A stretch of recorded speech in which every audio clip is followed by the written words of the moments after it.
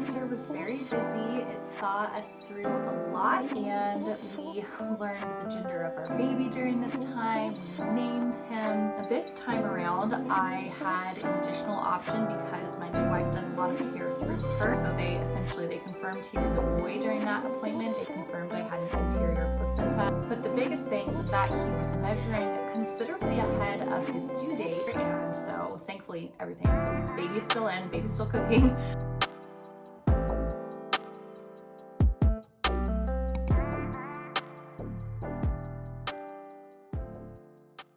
Hi friends, how's it going? Welcome back to my channel. My name is Jenna if you are brand new here, and I am just now entering my third trimester of pregnancy. If this is one of the first videos that you have seen of mine, I am pregnant with baby number 2. I discovered that I was pregnant on leap day of this year, so February 29th of 2024.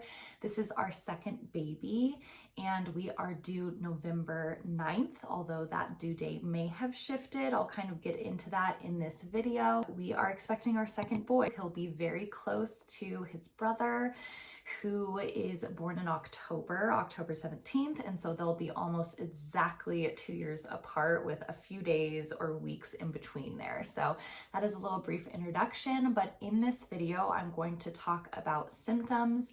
I'm also going to talk about appointments, specifically the 20-week ultrasound and the results of my glucose test. I'm also going to talk about some essentials with both products and habits in the second trimester. And then we're gonna look ahead into the third trimester and the weeks that we have remaining until we get to meet our new baby boy.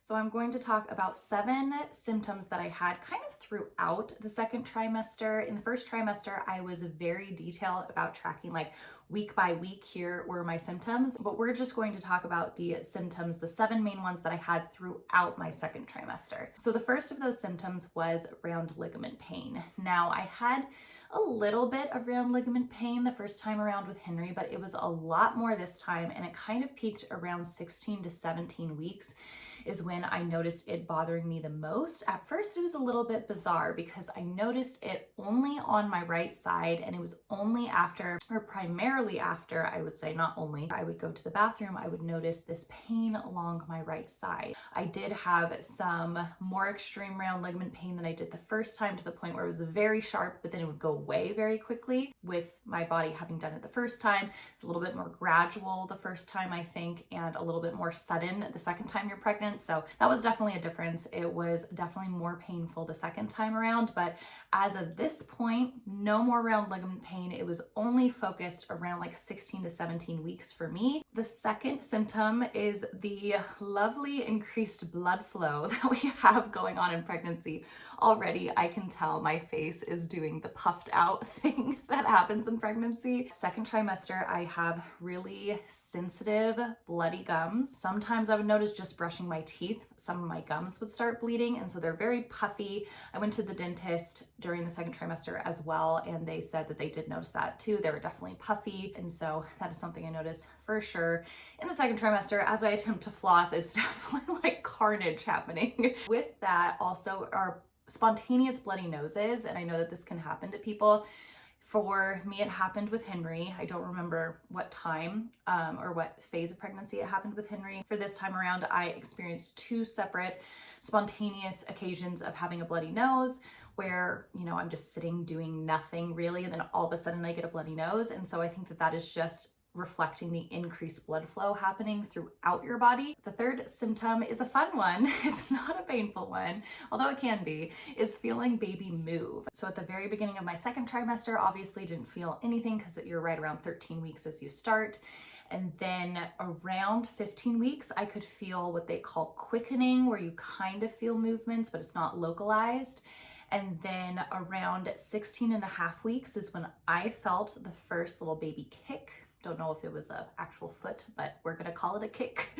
And so I felt the first movement at 16 and a half weeks, which pretty much tracked with Henry, and then also with Henry's timing on the first pregnancy. And then also I have an interior placenta, so that kind of plays a role too. And my husband was able to feel the baby move for the first time around 19 and a half weeks. By 20 to 21 weeks, I was feeling movements every day, at least once a day. At this point, baby is super, super active. I can feel him roll over. I can feel him kick. He really likes my lower right side to keep his feet there because I feel him there all the time.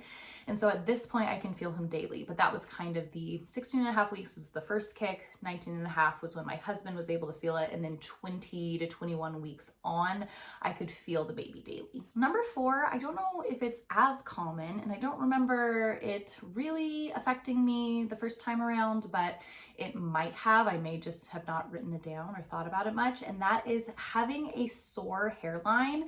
I don't have it now, but there were certain weeks in the second trimester where just putting my hair up in a ponytail or in any kind of bun, it really hurt my hair and my hairline. So I don't know. I think that that's a pregnancy symptom, but it was just a very sore scalp and very, very sensitive when putting my hair up. So I wanted nothing to touch that area. So that was kind of a bizarre symptom. Symptom number 5 was mild indigestion starting. Now I have not noticed it being too bad so far. At this point, I am 28 weeks and I had my first real bad day with indigestion after having tomato soup, which is very acidic. So normally that would probably give me a little bit of a stomach issue too. It was kind of showing up in the second trimester, occasionally very mildly. Symptom number 6 is kind of a happy one, and it is that I had a return to a normal appetite. There were no more food aversions. I'm back to drinking coffee. I had a massive coffee aversion in my first trimester. And so I would say it is a bit increased than normal. When I'm hungry, I get very hungry, but for the most part, normal appetite, it's returned to normal. And then number 7 was actually Braxton Hicks. And this was something I did not experience this early on with Henry, but around 23 weeks, I actually did feel what I just described as cramping. I talked to my midwife about it and she said, well, based on the stage you are, it is actually Braxton Hicks. It's not just cramping. But often what I have noticed is that if I am feeling dehydrated or I need electrolytes, that can often cause that crampiness, Braxton Hicks reaction. But it was around 23 weeks specifically that I had an incidence where it just felt really painful and I had to lay down and had to rehydrate, and it was a little bit almost scary to the point of being that painful, but then it did fade, thankfully, as I continued to just take liquid IVs, drink a lot of water, and lay down and just be immobile essentially.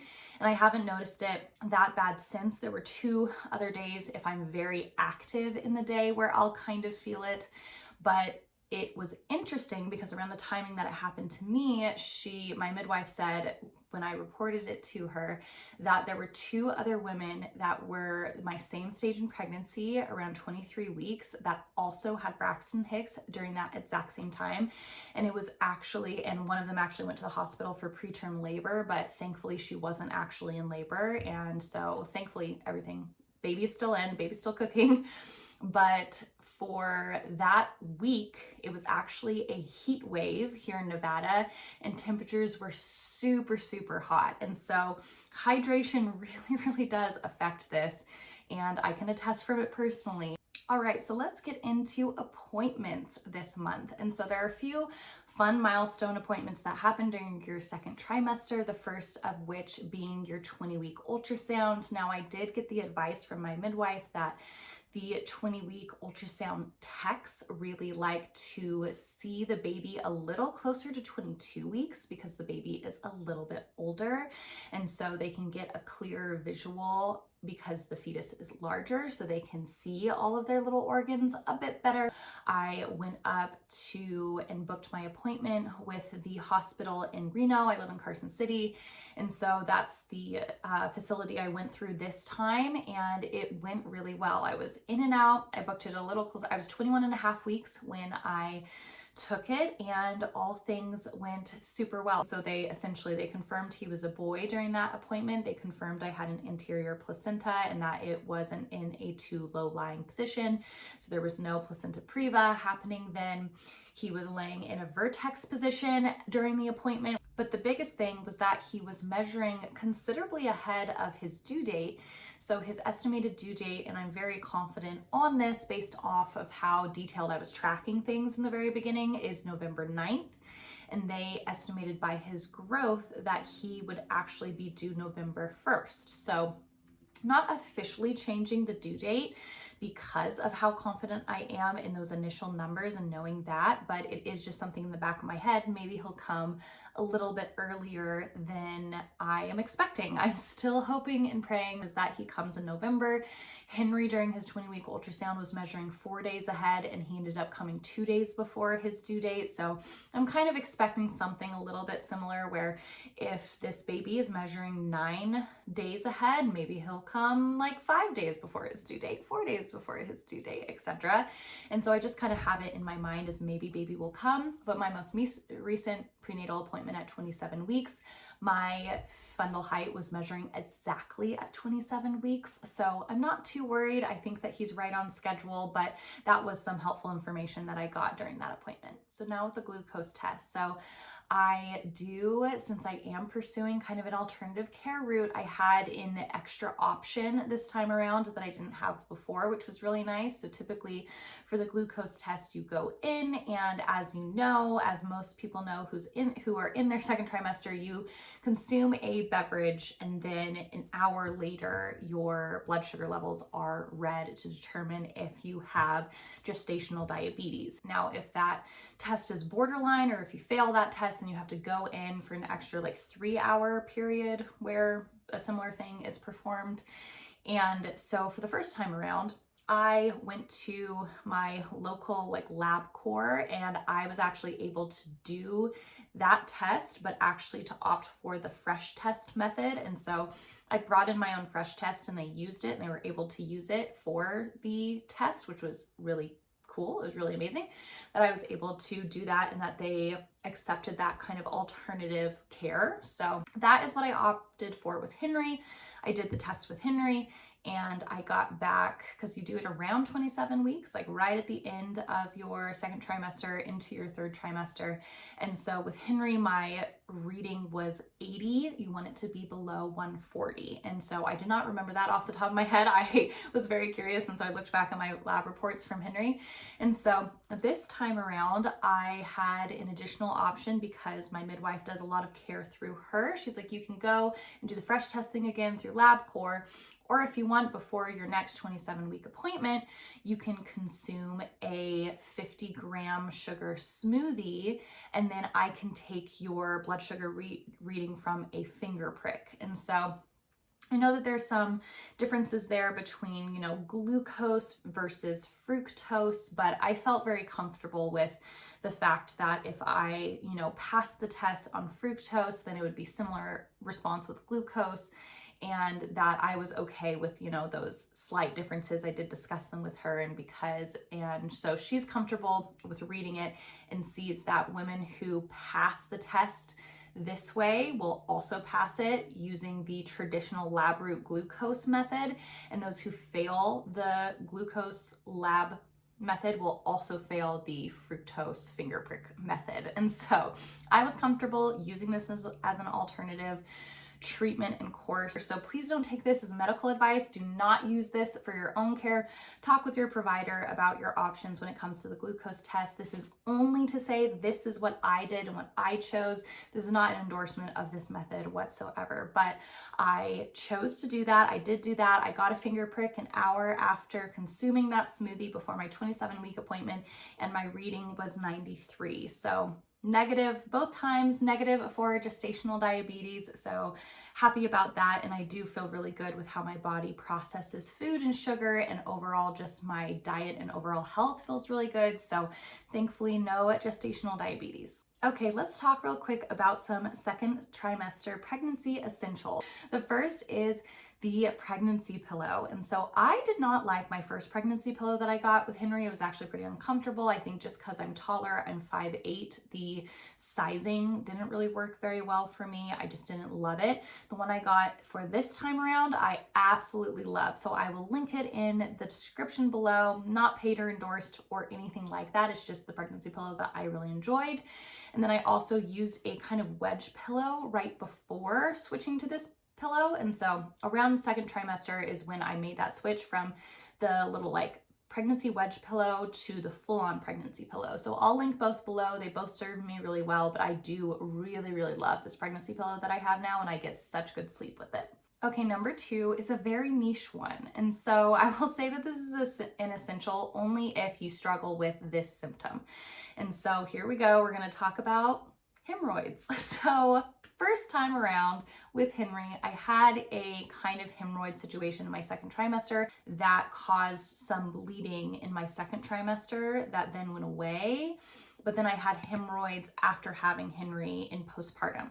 About a year after having Henry, I felt like all of that was completely cleared and good and healed, and still not exactly sure. I never went in to get it properly diagnosed. So if you are struggling with these things, definitely do that if you feel the need to. It's definitely a hard kind of intimate thing to get examined. So I totally understand from personal experience why you maybe wouldn't want a doctor poking around, but I will say that this time around I mentioned my struggles with hemorrhoids to my midwife, and she recommended taking a supplement that is horse chestnut that actually helps with the vein circulation throughout your body. So because hemorrhoids often have to do with blood circulation and blood vein issues in terms of them descending uncomfortably, causing tears, all of this stuff, then the treatment, the prevention there can be in actually helping with your circulation health throughout your body. And so that was kind of her recommendation. I said, you know, I'll try anything because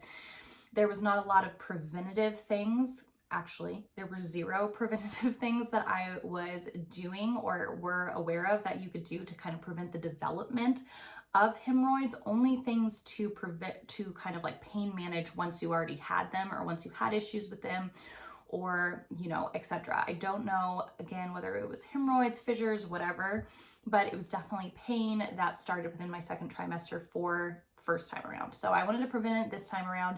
And so I started taking the supplement of horse chestnut to do that, which actually helps the prevention of varicose veins as well. So again, not medical advice. Please don't take this as such, but I'm going to link the supplement I started taking below, which I was assured was very healthy and totally fine during pregnancy. So feel free to try it yourself, either when you're pregnant or when you're postpartum, but make sure to consult with your health provider first. All right, number 3 was taking red raspberry leaf tea starting in my second trimester. Again, this is one of those controversial things, and of course with being pregnant and with health and with how sensitive and special and important this time is, I understand that there are strong opinions on either side when it comes to various things that you consume, like sushi, like red raspberry tea. And so this is only what I did. This is not advice. Please don't take it as such, but I did get the opinion from my midwife's assistant when we were kind of discussing when you should start taking red raspberry leaf tea. She said that it was a myth that it puts you into labor. Really, it's more so a supplement that strengthens the muscle of your uterus itself, and that it is safe and perfectly fine to take at any point during pregnancy, and just actually in general for uterine health throughout a female's life. Essential number 4 is the spinning babies stretching techniques. Now, I did struggle kind of finding the best regimen to follow or tips to follow on spinning babies, but I put together for this pregnancy kind of a everyday essentials. These are the stretches I'm going to do to help baby's positioning and my own mobility throughout pregnancy and comfort. And so I've been doing that every morning and have really noticed some increased comfort within my pelvic area. And I've really enjoyed kind of switching my stretching routine over to a little bit more spinning babies techniques routine, because I normally stretch in the morning. So that has been a really natural evolution, and I would definitely say is a huge essential during pregnancy. Then number 5 5 is going to a prenatal chiropractor, and I actually have an appointment today. I am so excited for it, but she specifically adjusts the position of my pelvis. You don't want to go to just a normal chiropractor when you're pregnant. You want one that specifically specializes in prenatal chiropractic techniques, because they will look at the position of your pelvis and how they can be very, very sensitive around all belly regions. And so they don't do the typical adjustments that you would get at a chiropractor. You get some, like I get my neck adjusted like normal, my upper back adjusted like normal, but then a lot of it is just focused on repositioning my pelvis, which has helped so much. I'll get this kind of sticky sciatic type feeling in the right side of my pelvis. After I go to the prenatal chiropractor, I don't feel it for weeks until, right before I go again. And so it has really helped me stay comfortable throughout this pregnancy. Okay, so that is essentially it. The second trimester was very busy. It saw us through a lot. It started in May, ended right around July, and we learned the gender of our baby during this time. We named him. I traveled to Chicago for a work trip during my second trimester. Then I turned 29 at 24 weeks pregnant. And then we had our little baby moon in Kauai, which was so nice and much needed. So that was kind of the gist of the second trimester. Now we are looking forward to trimester 3. We only have 12 more weeks left until baby comes, which is so wild to me. I feel like it's just going to continue to fly by, and the calendar looks pretty mellow leading up to that, which is good. Looking at wrapping up some work stuff before heading into maternity leave in November. And the only kind of big things on the calendar right now will happen in October when my son turns 2, and then my husband and I will celebrate our 6th wedding anniversary also in October, but trying to keep things pretty home-centered, definitely entering the nesting phase, and really just looking at like, what do we need to get for this baby? What do we need to do? I feel like I haven't been thinking about, the actual tangibles, practicals until now, because with the first baby, you have to set up this whole nursery. With the second baby, you kind of have everything that you need for the most part. There are some small things, like we'll need to acquire some newborn diapers again. We're not doing another baby shower this time around, I don't think. I think we'll do kind of like a baby brunch maybe with a bunch of girlfriends and my mom and sisters and stuff. So maybe we'll kind of do that in place of a baby shower, but I have all the clothes I could ever need for baby number 2, just some small essentials needed. I have, everything for feedings and for pumping and all of that good stuff. I'll look into some postpartum care products that I will need and kind of set up a whole, care and recovery cart for myself and all of that good stuff. So I have kind of those things left to do. Still can't believe how fast time is flying, and baby number 2 will be here before we know it. So thank you so much for watching this video. It means so much to me that you did. If you liked it, please remember to give it a little thumbs up and to subscribe to my channel for content that might be similar to this in the future, and to follow along with the little baby journey and see what happens when he gets here. So I'm super excited to become a mom of 2 very shortly in the next 3 months or so, and thank you so much for following along and sharing in this journey with me. I will catch you on the next video. Thank you so much. Bye, friends.